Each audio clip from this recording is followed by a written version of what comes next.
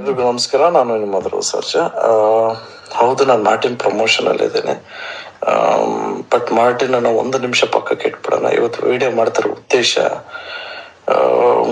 2024 August 14 Indian statistics ಪ್ರಕಾರ ಪ್ರತಿ 16 ನಿಮಿಷಕ್ಕೂ ಒಂದು ಹೆಣ್ಮಗುನ ರೇಪ್ ನಡೀತಾ ಇದೆ. ಎತ್ರ ನಾರ್ಯಸ್ತು ಪೂಜ್ಯಂತೆ ರಮಂತೆ ತತ್ರ ದೇವತಃ ಅಂತ ಹೇಳ್ತಾರೆ. ಎಲ್ಲಿ ಹೆಣ್ಮಕ್ಳು ಮರ್ಯಾದೆ ಗೌರವ ಇರಲ್ವೋ ಅಲ್ಲಿ ಆ ಭಗವಂತನೇ ಇರಲ್ಲಂತೆ. ನಮ್ದು ರಾಮ ಜನ್ಮಭೂಮಿ ಅಂತ ಕರಿತೀವಿ. ಕೆಲವು ಬಾಸ್ಟರ್ಡ್ಸ್ ಮಾಡ್ತಾರೋ ಕೃತ್ಯದಿಂದ ನಿಜವಾಗ್ಲೂ ನಮ್ಮ ಭಾರತಕ್ಕೇನೆ ಕೆಟ್ಟ ಹೆಸರು.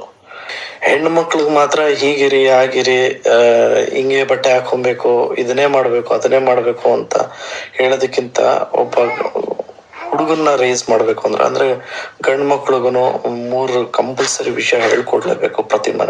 ಪ್ರತಿಯೊಬ್ರು ಮನೆಯಲ್ಲೂ ಹೇಗೆ ಪ್ರೊಟೆಕ್ಟ್ ಮಾಡಬೇಕು ಹೆಣ್ಮಕ್ಳನ್ನ, ಮತ್ತೆ ಹೇಗೆ ಸಪೋರ್ಟ್ ಮಾಡೋದು, ಮತ್ತೆ ಹೇಗೆ ರೆಸ್ಪೆಕ್ಟ್ ಮಾಡಬೇಕು ಅಂತ ಪ್ರತಿಯೊಬ್ಬರ ಮನೆಯಲ್ಲೂ ಇದು ಹೇಳ್ಕೊಡ್ಲೇಬೇಕು.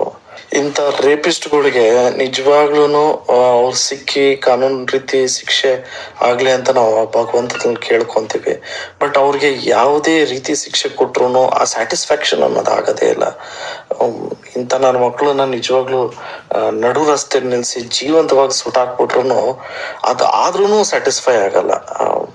ಇಂಥ ಕಲ್ಪ್ರಿಟ್ಸ್ಗೆ ಏನೇ ಮಾಡಿದ್ರು ಆ ಭಗವಂತ ಇವ್ರಿಗೆ ಒಳ್ಳೇದು ಮಾಡದೇ ಇರಲಿ ಅಂತ ಮನ್ಸಾರ ಕೇಳ್ಕೊಂತೀನಿ. ನಾನು ವಿಡಿಯೋ ಮಾಡ್ತಿರೋ ಉದ್ದೇಶ ಏನು ಅಂದ್ರೆ, ನಿಜವಾಗ್ಲೂ ನಮ್ಮ ಮನೇಲೂ ನನಗೂ ಒಬ್ಳು ಹೆಣ್ಮಗಳು ಇದ್ದಾಳೆ.